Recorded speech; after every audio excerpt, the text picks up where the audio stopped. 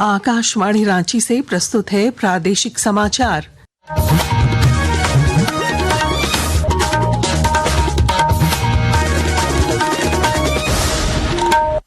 नमस्कार, प्रादेशिक समाचारों के साथ मैं पूनम केरकेट्टा।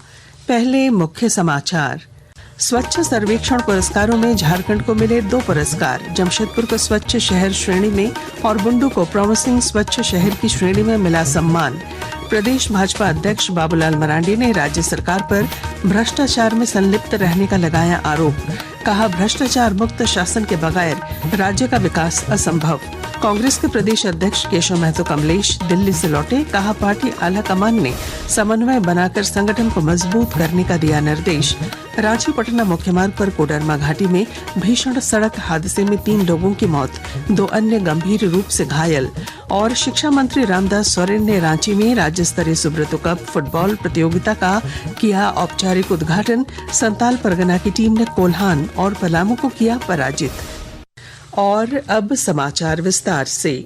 राष्ट्रपति द्रौपदी मुर्मू ने आज नई दिल्ली में विभिन्न श्रेणियों में 78 स्वच्छ सर्वेक्षण पुरस्कार प्रदान किए। मध्य प्रदेश के इंदौर ने लगातार 8वें वर्ष सबसे स्वच्छ शहर का खिताब बरकरार रखा है। राष्ट्रपति ने 3 से 10 लाख तक की आबादी वाले स्वच्छ शहरों में जमशेदपुर को तृतीय पुरस्कार से, जबकि बुंडू को प्रॉमिसिंग स्वच्छ शहर के रूप में सम्मानित किया। मौके पर राष्ट्रपति ने देशवासियों से देश को स्वच्छ, स्वस्थ और विकसित बनाने के लिए आगे आने का आग्रह किया। गौरतलब है कि स्वच्छता सर्वेक्षण 2024-25 में जमशेदपुर को 5 सितारा शहरों की सूची में शामिल किया गया है। वहीं देवघर, जुगसलाई और चाकुलिया को 1 स्टार रैंकिंग प्राप्त हुआ है। वाटर प्लस शहरों की सूची में जमशेदपुर को जगह मिली है, जबकि बुंडू, चिरकुंडा, राजमहल, साहिबगंज और देवघर को ODF प्लस की श्रेणी में रखा गया है। पंचायत उन्नति सूचकांक विषय पर रांची में आज राज्य स्तरीय कार्यशाला का आयोजन किया गया।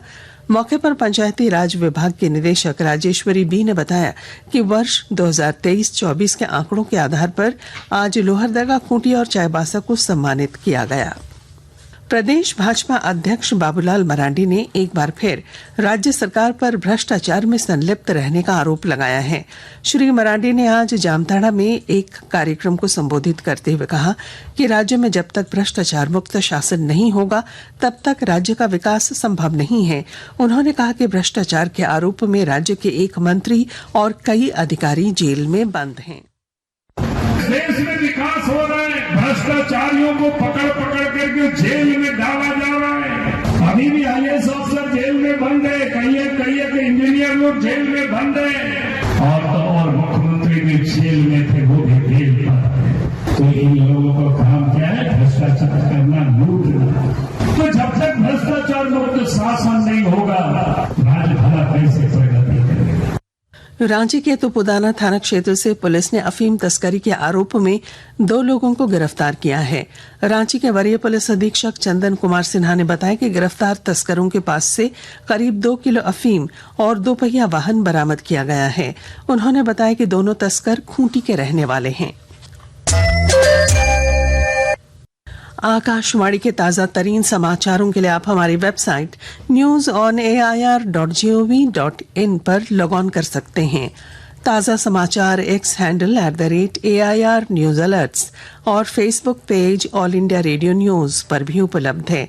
आप प्रादेशिक समाचार एकांश के एक्स हैंडल @AIR news_रांची और Facebook page Akashvani news Ranchi, Instagram page तथा YouTube channel AIR news Ranchi पर भी हमारे बुलेटिन सुन सकते हैं।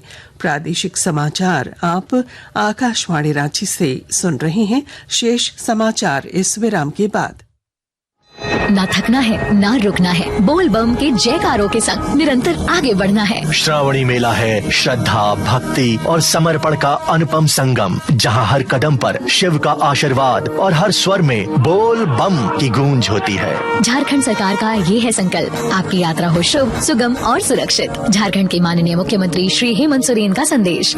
जोहार, सावन आ चुका है, श्रावणी मेला भी प्रारंभ हो चुका है। झारखंड की इस देवभूमि पर, बाबा नगरी पर दुनिया भर के सभी श्रद्धालुओं का झारखंड स्वागत करता है। सभी कांवरियों को बेहतर से बेहतर सुविधा कैसे मिले, इसका पुख्ता इंतजाम बाबा नगरी पर हम लोगों ने किया हुआ है।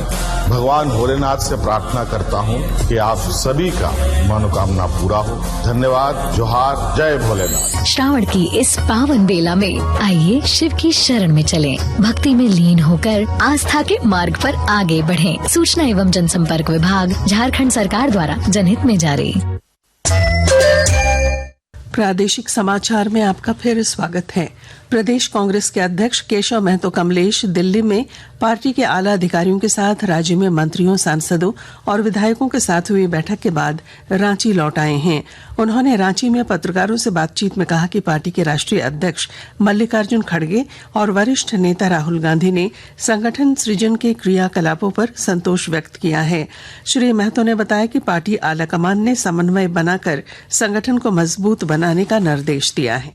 मंत्री, विधायक और कार्यकर्ताओं के साथ समन्वय बना करके संगठन को मजबूती करने का काम करें। हमारा संगठन जिला स्तर पर, प्रखंड स्तर पर समिति का गठन करने के पश्चात मंडल अध्यक्षों की नियुक्ति के बाद हम लोग ग्राम पंचायत में 12 मेंबर्स की कमेटी बनाने जा रहे हैं। रांची पटना मुख्य मार्ग पर कोडरमा घाटी स्थित 9वां माइल के बंदर चुमा के निकट आज शाम सड़क हादसे में 3 लोगों की मौत हो गई, जबकि 2 अन्य गंभीर रूप से घायल हो गए। सूत्रों की मिली जानकारी के अनुसार कोडरमा के मेघातरी से एक 2 पहिया वाहन पर सवार होकर 4 युवक ताराघाटी की ओर जा रहे थे। इसी दौरान एक कंटेनर ने 2 पहिया वाहन को अपनी चपेट में ले लिया। गोड्डा जिले में सावन महीने को लेकर एक तरफ लोगों में उत्साह है, वहीं खरीफ फसल के उत्पादन को लेकर कृषि विभाग लक्ष्य के अनुरूप होने का दावा कर रही है। विस्तृत ब्यौरे के साथ हमारे संवाददाता। सावन माह को लेकर जहां एक तरफ लोगों में उत्साह उमंग है, वहीं गोड्डा जिले में इस बार खरीफ फसल के उत्पादन को लेकर कृषि विभाग के अनुरूप होने का दावा कर रही है। जुलाई माह के पहले और दूसरे सप्ताह में कृषि कार्य कमजोर थी। वर्षापात कम होने की वजह से किसानों की चिंता बढ़ा दी थी, लेकिन 14 जुलाई से मानसून के मजबूत होने के साथ ही बारिश ने किसानों के हौसले को पंख लगा दिया है। जिले में कुल 51,000 हेक्टेयर में खरीफ के आच्छादन का लक्ष्य है, जिसमें उन्नत और हाइब्रिड फसल लगाया जा रहा है। किसानों ने अब तक 25% खेती कार्य कर लिया है। उम्मीद की जा रही है कि जुलाई के अंत तक 100% धान रोपनी का कार्य पूरा कर लिया जाएगा। आकाशवाणी समाचार के लिए गोड्डा से नीरव किशोर। शिक्षा मंत्री रामदास सोरेन ने रांची के खेलगांव में 64वीं राज्य स्तरीय सुब्रतो कप फुटबॉल प्रतियोगिता का आज औपचारिक उद्घाटन किया। मौके पर शिक्षा मंत्री ने खिलाड़ियों का उत्साह बढ़ाया। उन्होंने कहा कि खेल नीति में बच्चों को पढ़ाई के साथ साथ खेल, व्यायाम, योग और संस्कृति से जोड़ने का काम किया गया है। कमी इस बात की थी जब इस राज्य में खेल का नीति नहीं बनी थी। हम इस राज्य में कैसे हम विद्यालय में पढ़ रहे बच्चों को उनके पढ़ाई के साथ साथ हम खेल और खेल के साथ साथ शारीरिक स्वास्थ्य ठीक रहने के लिए हमें व्यायाम की भी जरूरत है। हमारी राज्य सरकार के माननीय मुख्यमंत्री महोदय ने उस खेल नीति में इस तमाम चीजों को जोड़ने का काम किया। राज्य स्तरीय इस प्रतियोगिता में 3 वर्गों में मैच आयोजित किए जा रहे हैं। आज खेले गए मैच में संथाल परगना की टीम ने कोल्हान प्रमंडल को 0 के मुकाबले 2 गोल से पराजित किया, जबकि दूसरे वर्ग में पलामू प्रमंडल की टीम को एक तरफा मुकाबले में 4 गोल से पराजय देखना पड़ा। मौसम। राज्य में तेज बारिश का सिलसिला अब कुछ थम सकता है और बारिश में कुछ कमी आने के आसार हैं। मौसम विज्ञान केंद्र रांची की ओर से जारी पूर्वानुमान के अनुसार अगले 2 दिनों के दौरान अधिकतम तापमान में 2 से 3 डिग्री सेल्सियस तक की वृद्धि हो सकती है। वहीं 21 जुलाई तक हल्के से मध्यम दर्जे की बारिश के आसार हैं। और अब अंत में मुख्य समाचार। स्वच्छ सर्वेक्षण पुरस्कारों में झारखंड को मिले 2 पुरस्कार। जमशेदपुर को स्वच्छ शहर श्रेणी में और बुंडू को प्रॉमिसिंग स्वच्छ शहर की श्रेणी में मिला सम्मान। प्रदेश भाजपा अध्यक्ष बाबूलाल मरांडी ने राज्य सरकार पर भ्रष्टाचार में संलिप्त रहने का लगाया आरोप। कहा, भ्रष्टाचार मुक्त शासन के बगैर राज्य का विकास असंभव। कांग्रेस के प्रदेश अध्यक्ष केशव महतो कमलेश दिल्ली से लौटे। कहा, पार्टी आलाकमान ने समन्वय बनाकर संगठन को मजबूत करने का दिया निर्देश। रांची पटना मुख्य मार्ग पर कोडरमा घाटी में भीषण सड़क हादसे में 3 लोगों की मौत, 2 अन्य गंभीर रूप से घायल। और शिक्षा मंत्री रामदास सोरेन ने रांची में राज्य स्तरीय सुब्रतो कप फुटबॉल प्रतियोगिता का किया औपचारिक उद्घाटन। संताल परगना की टीम ने कोल्हान और पलामू को किया पराजित। और इसके साथ ही आकाशवाणी रांची से प्रादेशिक समाचार का ये बुलेटिन समाप्त हुआ। अगला प्रादेशिक समाचार बुलेटिन कल सवेरे 8:30 बजे प्रसारित किया जाएगा। नमस्कार।